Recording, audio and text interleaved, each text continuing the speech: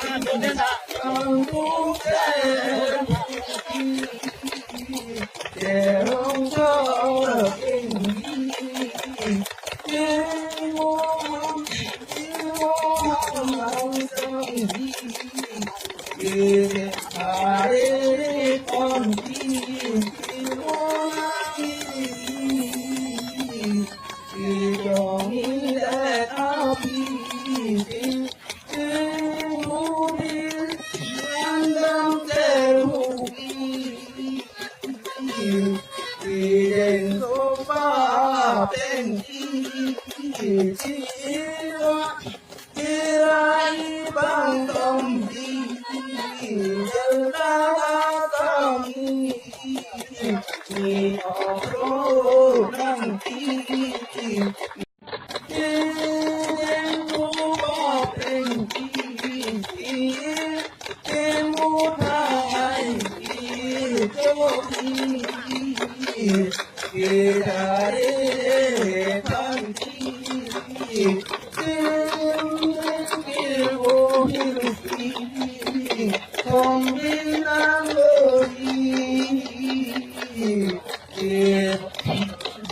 Maro meki,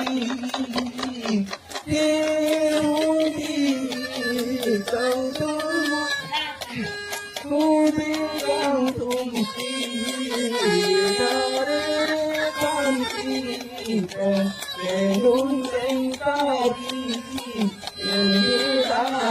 sabi, Dendon amori. Thank